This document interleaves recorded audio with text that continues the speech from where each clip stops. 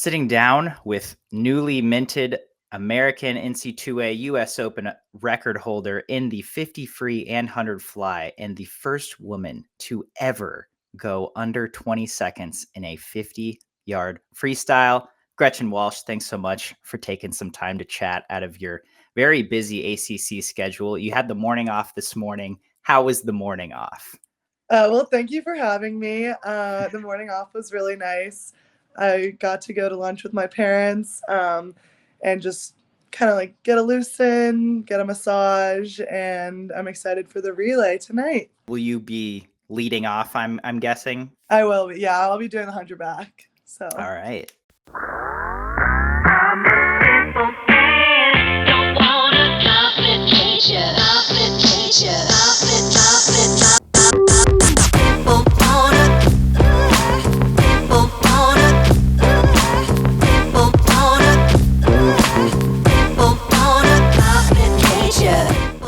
From a swimming fan's perspective, you had a very historic meet so far.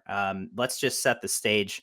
You've obviously had a great season heading in, and I think your season, if you were to ask you before this meet, I think your season was kind of pointing in this direction, but how were you feeling just heading into this meet with your preparation and with the reps that you'd already put in previously in this season? Yeah, I was feeling really good. I think it's just been a really unique season for me. Sorry, my phone is messing up.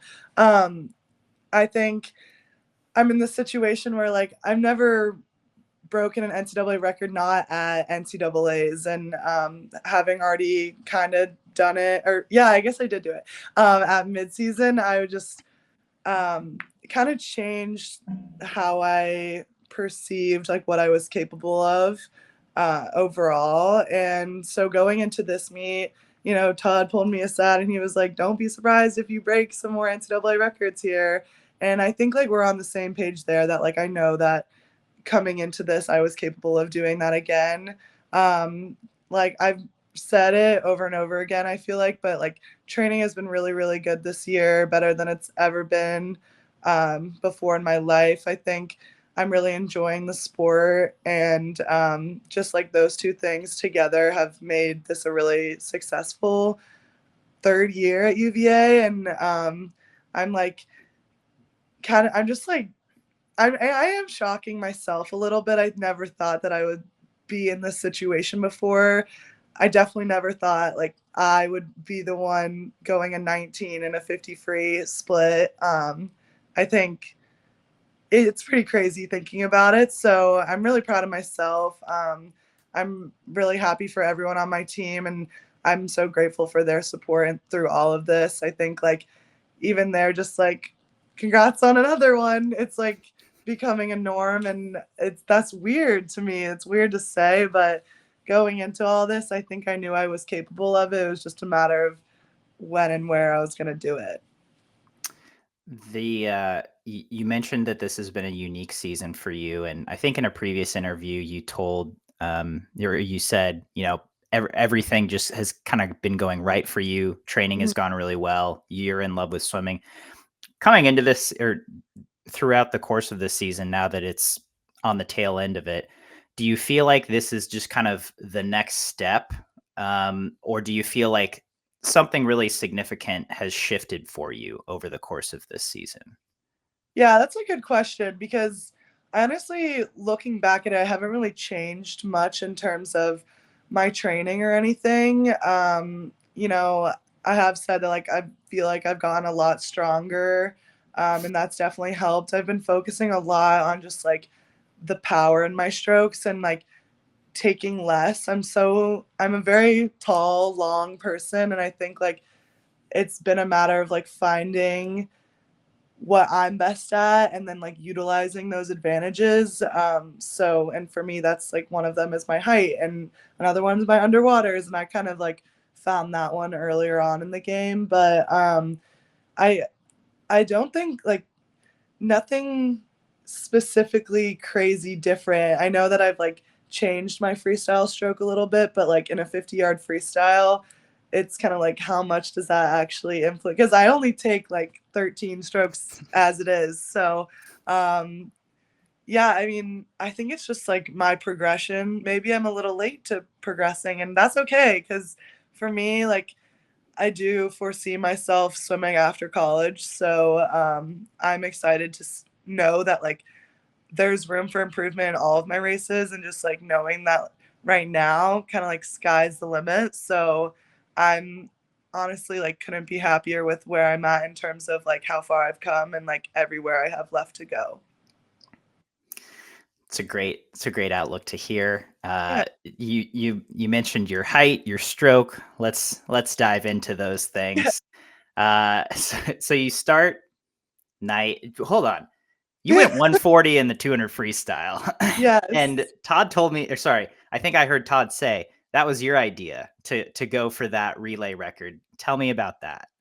Yeah, so I did the 200 freestyle individually at our Tennessee midseason meet, and it went really well. Like, I won a best time, I won a 141. I really surprised myself, and I was just like, I think that this is a race that, like, I could actually be really good at now because I have been working on my stroke so much and just, like, trying to like hold myself together for longer distances.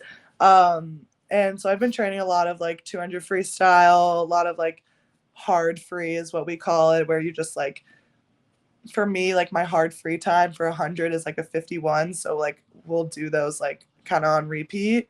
And I think after that race, I like just, was thinking about it. I was like, we should totally go for that record. Like, what are we doing? And because I mean, at the end of the day, we were like 3/10 off of it. Oh, it was devastating. But um, I think we, I mean, everyone gave their all. I was going blind after that race because I had produced so much lactic acid. I literally was like trying to wipe down the block for Ella, and I could barely see her. I was like barely standing. I definitely took that race out faster than I had hoped and planned. But I finished, and that's kind of all that matters. And I dropped another second, so it would have been really cool to break the 140 barrier, but we'll see. I'll probably do it again eventually. So I don't know. I'm really proud of like dropping in that event and just for all the girls on the relay for giving it our best go because it's not easy to like have that kind of goal going into ACCs where none of us are at our full taper. And yeah, so we went for it and it was fun. We had a very good like bonding experience doing it, but it hurt a lot. I did not swim it the same way that I had swum it at Tennessee. That is for sure. I I didn't actually see the race, but was looking at our comments and people were like 140.2 or they were like she's out in 47. Oh my god. And then they were Yeah. like, "Oh no, piano." Yeah. Oh I no, know. last 50. It hurt. I think What sometimes I forget like my own I like rely on my easy speed, but I forget that like it can kind of come back and bite you in the butt because uh it turns out I was going a little too fast to go out, but I was excited. So sometimes you just can't stop it, you know? Yeah, I mean, and to be fair, the first swim of the meet, right? And then it's your like second or third 200 free of the Yeah. season I'm in the still last figuring like it 4 out. years or Yeah. something. Yeah. There's Um, room to grow. yeah, there's room for growth, and again, just like coming within 3/10 of a relay that has Ledecky, Manuel, I know. Leonil, and Ella East. It's like that relay record is legendary, and to come that close It to it, is. like you said, at a conference championships is like is really cool. Yeah. I know. It is a legendary record and it would have been awesome. And I'm But still pissed about I it. think it's a sore subject. I'm But not yeah. ready to talk about it yet. Okay. So fast forward to next night. You know, tuner free relay. you don't lead you break the NCAA record in the morning in prelims just as a warm up. How are you feeling after that race? Like, did you know, oh yeah, I've got another 2/10 in me? I don't think I knew that I had 2/10. I would say 20.5 like has been a goal, but more of like an NCAA goal. Um, so that was shockingly awesome. And yeah, I don't really know like exactly where it came from either because I swim that race with like the same strategy every single time. I don't really switch things up. I do remember seeing my teammate Jasmine on the turn, and I was like, "Oh shoot! Like I gotta get going," because like I was just like I couldn't tell like where I was at, and so then I like really tried to like power home those underwaters, and I think that it that did the trick clearly. So yeah, I mean 20.5 was that was a shock to see that, but coming off of the relay, I think I knew that I was capable of doing something similar to that. Was was that emphasis on the second underwater the biggest difference for you from the prelim flat start swim to the final flat start swim? Did Yeah, you feel like you changed anything else I don't significantly think there? I don't think I changed anything else significantly. I think I just like really gave a lot in those underwaters, and I think I forget that like in a 50 free, you don't really go in thinking like, oh, this is gonna be really painful, but I tried to make it hurt. So I think I need to go in with that strategy every time that like a 50 free can hurt too. So um, yeah, just like really giving it my all there. And besides that, like I really did stick to the same like stroke count, um, kick count stuff. So yeah. Yeah. And then for was 19 on your radar at all? Like, did you think were you like, I can do this or this is possible at any point? Um, yeah, I mean, Todd has obviously been like talking about it. Like he was the most psyched about it. Yeah, I mean, it has been on my radar. Like we knew that the start was gonna have to be really good, and we've been working on my relay starts a lot. And honestly, it wasn't like I would say it was like the perfect start because it was a point one. So it wasn't like too close where people would be like, oh, like I don't know. Like if it was like 00, then that would have been, little close there. Yeah. But I think it was like the perfect start, and yeah, I just kind of like went out there and did it. It feels like a blur. I don't even remember it very well, but I was really, really excited afterwards. And Alex was saying before we were talking in the ready room, and she was like, I'm so upset I'm going after you. Like, I'm not going to be able to see if you go to 19. And so when she got out of the water, I was like, Alex, I did it. Like, I went a 1995. And she was like screaming, and she was so proud of me. So I think people like knew that I was capable of it. It was just a matter of if I was going to actually do it because a lot of that just comes down to details and like the reaction time. Like that is such a big part of a split like that. So I was just happy that I did it, you know? Absolutely. I mean, just watching that video, you can hear the crowd go, "Whoa!" Like, Yeah. everything like swells up and you can tell like, oh, that was a really big moment. Yeah. It was cool hearing that. I think I knew. It's kind of cool when you like touch the wall and you hear like either everyone goes like quiet and they're like whoa or like they're like ah so that was a really cool moment, and I've like watched the video and you can even hear it in that like you were saying. So yeah, it was pretty special.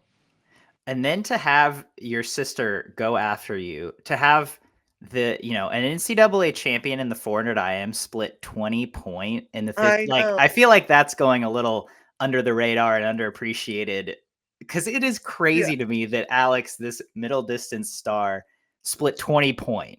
No, it was she went so fast, and I agree it has gone under the radar. She's like, "You're stealing my spotlight." I'm like, "I'm sorry." But yeah, no, that was a crazy fast split too. I don't think anyone really expected her to go that, and like we got the NCAA record in the relay, and it was a matter of all of us, and that definitely helped because I think that's probably like right around what I had split on it last year. So um, maybe she'll go 19 next year. I don't know. I guess she'll be done. But yeah, no, that I was really proud of her, seeing her sprinty side come out a little bit. So Yeah.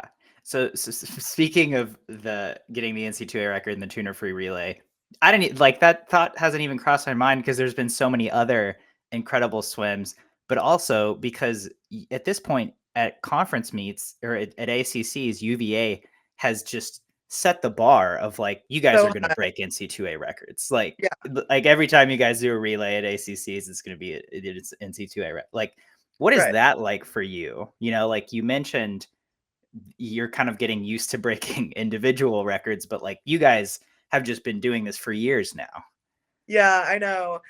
Um, going into this year, I thought it was going to be definitely a little different just because without Kate, she was like a super key part to all of our relays. And I don't think we necessarily like considered it possible to break the already there records.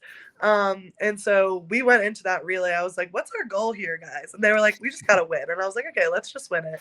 And then we broke it. And I was like, I looked at the time and I was like, oh my God, guys, like we just broke our record again. And I think it came as a shock to all of us, but um, I think like in a way it just shows that like I think the program itself is in this for the long run. Like we are kind of creating this whole legacy. It's not, I don't see an end in sight soon. So that's really exciting for us. And I think just like the precedent that we've set of like getting NCAA records every time we do a relay, like it's a lot to live up to, but I don't think any of us are going in thinking like, oh, if we don't get this record, like we're bad. Like we're very aware that like Kate is gone and it's gonna be hard, but that kind of makes it just that much more special when like it does happen again because we're like, oh my gosh, like we just keep getting better, and it's like really, really like motivating for us, I would say, and just like knowing that the work that we're putting in is paying off as a team because it really is a team effort at that point. So Yeah. And I also feel like that is one of perhaps Todd DeSorbo's superpowers is managing those expectations, right? yeah, Or making it more of a game than a something to live up to. yeah, it's definitely more about like what are you capable of rather than like what do people think you're capable of because at the end of the day it's like who cares what everyone else thinks, like you want to be happy with your race. So Absolutely. I think he does do a good job at like making us put ourselves before anyone else's idea of like what we could be. And that makes it, I think, more special when you do, because then you're like, oh, well, I just proved everyone else wrong and I just shocked myself. So it's kind of cool. Absolutely. Who cares what SwimSwam says? That's what I say. Okay. Last thing. Tell me about tell me about last night's 100 fly. Okay. Obviously, you had gone 48-3 in 100 free heat. So that, that's a whole different thing, but it didn't officially count. Right. But yeah, last night's 100 fly. What were you thinking heading in, and how did you feel about the execution of the race? I felt really good about going into it. I thought like prelims was, it felt good. It felt relaxed. So I knew I could go faster at night, and I definitely wanted to just like officially get that record because I don't think I realized when I was doing it. Like Todd was like, "Oh, you should just do it flat." And I was like, "Okay, awesome." And then I got the record, and he was like, "Oh, well, it doesn't count." And I was like, "Wait, why did I do that?" I was like, "What?" But anyways, I was still like feeling good and I knew that I wanted to get it again officially. And so going into that race, I have been working a lot on like the timing of my walls, and I don't really know what happened, but like I thought my timing was all wrong. I really didn't know what I was going to touch in going into it. I think I was honestly like not nervous, but like a little distracted. I don't know.